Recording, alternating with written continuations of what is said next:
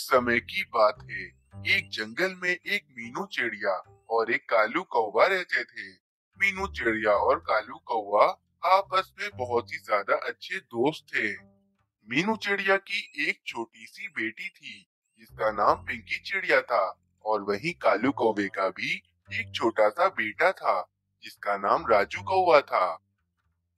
एक दिन मीनू चिड़िया और कालू कौवा भोजन ढूंढने के लिए जा रहे होते हैं कि मीनू चिड़िया को सामने जमीन पर एक चने का दाना पड़ा हुआ दिखता है। मीनू चिड़िया और कालू कौवा फौरन उस चने के दाने के पास जाते हैं। मीनू चिड़िया, तुम्हें तुम्हारा भोजन मिल गया है। अब तुम जाकर अपने घोंसले में आराम करो। मैं अपने लिए कहीं और से जाकर भोजन तलाश कर लेता हूँ। Please subscribe, like and press the bell icon. नहीं कालू कौवे, ऐसा मत कहो। मैं भी तुम्हारे साथ तुम्हारा भोजन ढूंढवाने में मदद करूंगी। अभी मुझे भोजन मिला है तो क्या हुआ, मैं भी तुम्हारे साथ चलती हूँ। हम दोनों मिलकर तुम्हारे लिए जल्दी से भोजन ढूंढ लेंगे। मीनू चिड़िया, तुम मेरी पक्की दोस्त हो। तुम्हें भोजन मिल गया है, फिर भी तुम मेरे साथ मेरा भोजन ढूंढवाने में मदद कर रही हो। तुम्हारे जैसा दोस्त तो हर पक्षी को मिलना चाहिए। फिर कालू कौवा और मीनू चिड़िया भोजन ढूंढने के लिए थोड़ा और आगे चले जाते हैं। अगले दिन मीनू चिड़िया कालू कौवे के घोंसले में आती है और कालू कौवे से कहती है, कालू कौवे, मेरी बहन कोमल चिड़िया की काफी ज्यादा तबीयत खराब है, इसीलिए मुझे अभी अपनी बहन को देखने के लिए दूसरे जंगल जाना पड़ेगा। और मेरी सोनी चिड़िया तो अभी बहुत छोटी है, इसीलिए उसको मैं अपने घोंसले में ही छोड़कर जा रही हूँ। क्या तुम मेरी सोनी चिड़िया का ध्यान रख सकते हो कालू कौवे?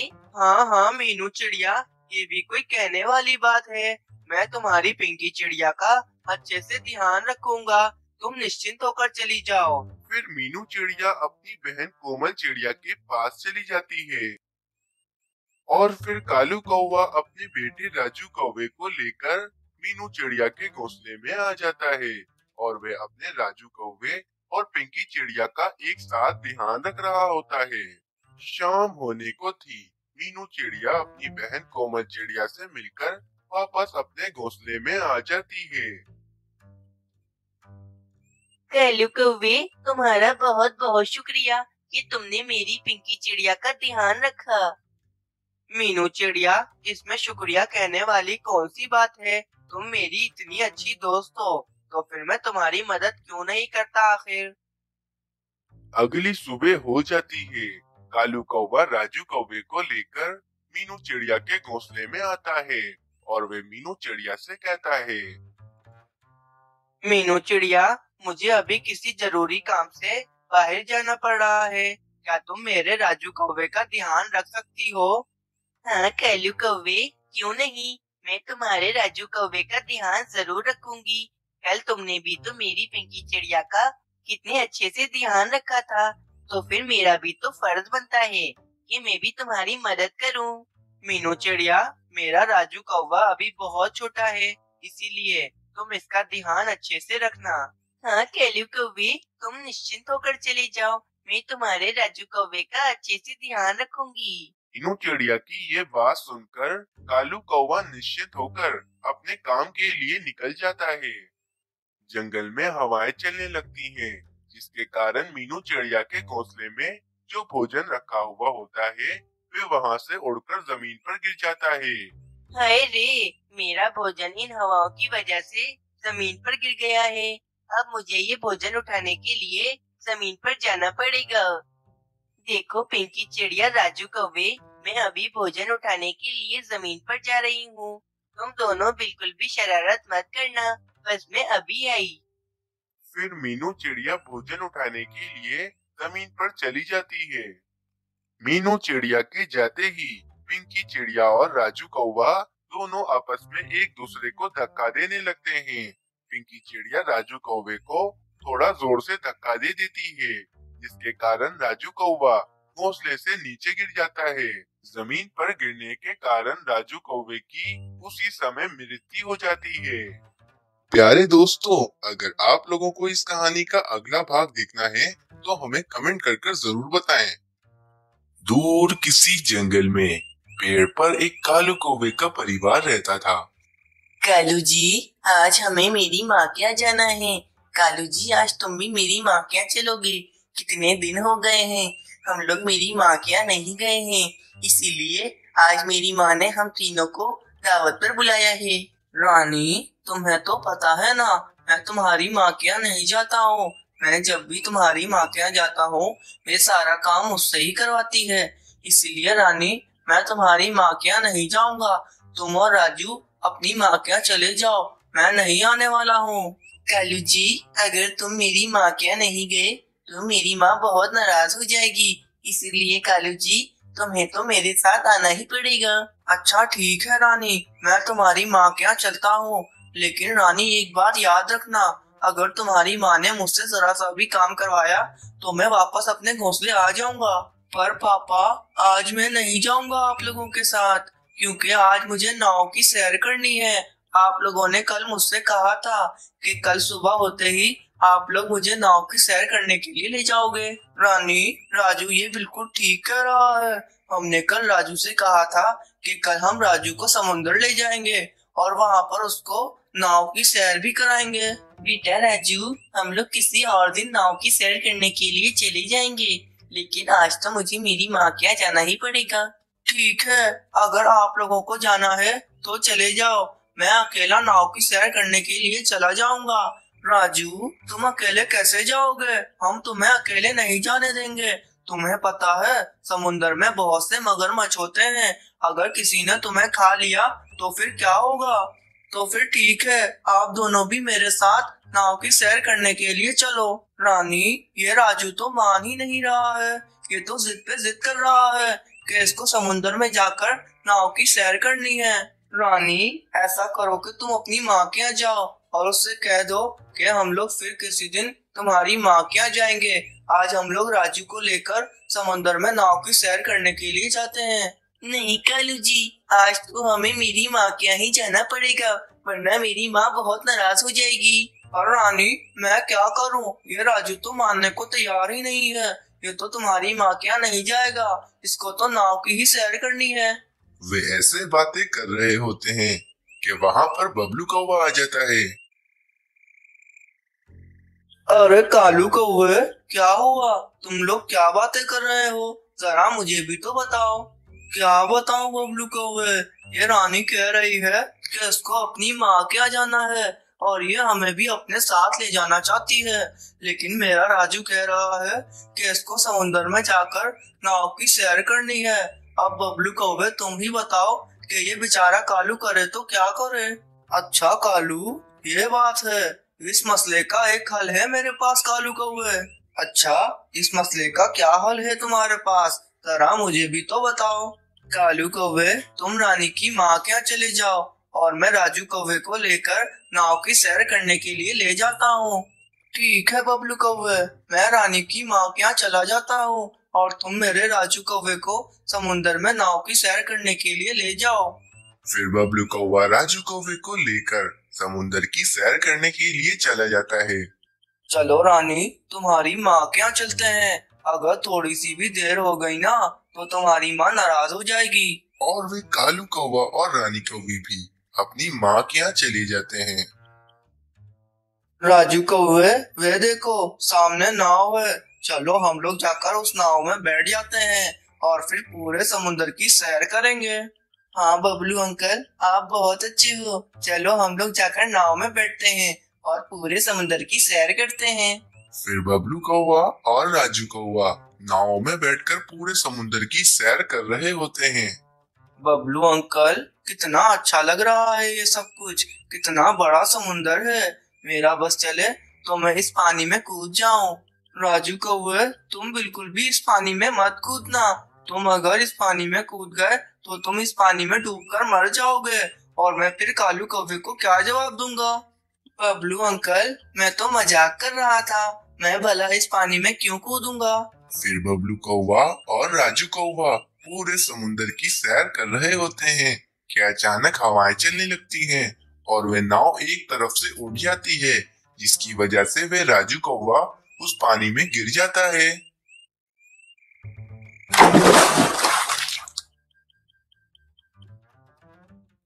अरे ये क्या हो गया? राजू कौवा तो समुंदर में गिर गया है।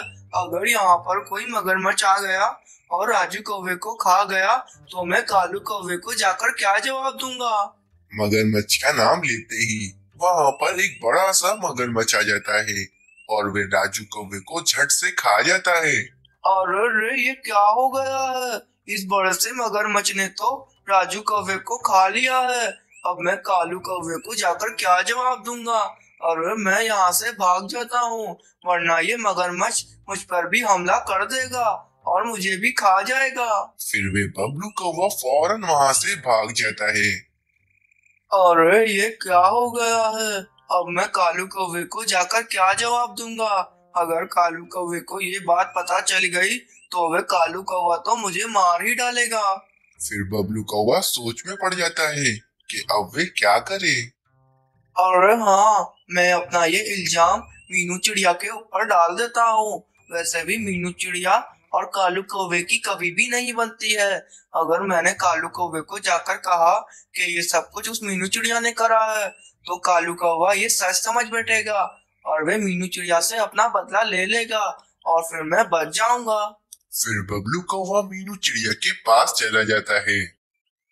मीनू चिड़िया, आज वातावरण कितना अच्छा हो रहा है, इसीलिए मैं नाव में बैठकर पूरे समुद्र की सैर करने जा रहा हूँ। मैं चाहता हूँ कि तुम भी मेरे साथ चलो। क्या बिला वजह अपने घोंसले में बैठी रहती हो? कभी घूमने भी जाया करो। चलो मीनू चिड़िया, मेरे साथ चलो। बबलू कौवे, मैं कब से सोच रही थी कि कब मैं नाव में बैठकर पूरे समुद्र की सैर करूंगी।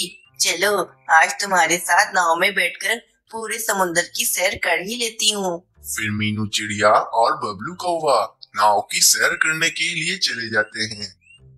बबलू कौवे, क्या हुआ? तुम नाव में क्यों नहीं बैठ रहे हो? क्या तुम्हें समुद्र की सैर नहीं करनी है? मीनू चिड़िया, मुझे तो इस पूरे समुद्र की सैर करनी थी, लेकिन मुझे अभी याद आया कि आज मेरे मामा जी ने अपने घोंसले में मेरी दावत रखी है। इसीलिए मीनू चिड़िया, तुम अकेले इस समुद्र की सैर करो, मैं चलता हूँ। चलो, अब यहाँ तक आ ही गई हूँ तो इस नाव में बैठकर पूरे समुद्र की सैर कर ही लेती हूँ। फिर बबलू कौवा वहाँ से चला जाता है और मीनू चिड़िया उस नाव में बैठकर पूरे समुद्र की सैर करने लगती है। फिर बबलू कौवा फौरन तोते के पास जाता है और तोते से कहता है, मिट्टू तोते, अभी मीनू चिड़िया ने थोड़ी देर पहले ऐसा कांड किया है जो मैं तुम्हें बता भी नहीं सकता हूँ। मुझे बताने में भी शर्म आ रही है। अरे बबलू कौवे, मीनू चिड़िया ने ऐसा क्या कर दिया है जो तुम्हें बताने में शर्म आ रही है? जरा मुझे भी तो बताओ।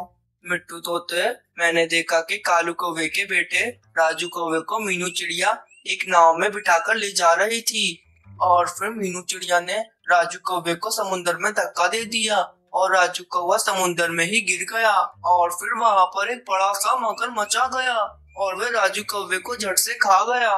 बबलू कौवे, ये तुम क्या कह रहे हो? ऐसा नहीं हो सकता है। मीनू चिड़िया तो बहुत अच्छी है, वह ऐसा नहीं कर सकती है। और तुम्हें यकीन नहीं होता है मिट्टू तोते, तो तुम मेरे साथ समुद्र की तरफ चलो, मैं तुम्हें दिखाता हूँ। मीनू चिड़िया अभी भी नाव में बैठी होगी। फिर बबलू कौवा और मिट्टू तोता समुद्र की तरफ चले जाते हैं। ये देखो मिट्टू तोते, मीनू चिड़िया कैसे मजे से नाव की सैर कर रही है। इसको बिल्कुल भी शर्म नहीं है कि इसने राजू कौवे को उस मगरमच्छ को खिला दिया है और अब कालू कौवा इसके साथ क्या करेगा? ये बिल्कुल भी ठीक नहीं किया है मीनू चिड़िया ने। मैं अभी जाकर कालू कौवे को ये सब कुछ बता देता हूँ ताकि कालू कौवा इस मीनू चिड़िया की अच्छे से खबर ले लें। फिर बबलू कौवा और मिट्टू तोता कालू कौवे के पास चले जाते हैं। अरे बबलू कौवे, तुम समुंदर से वापस आ गए।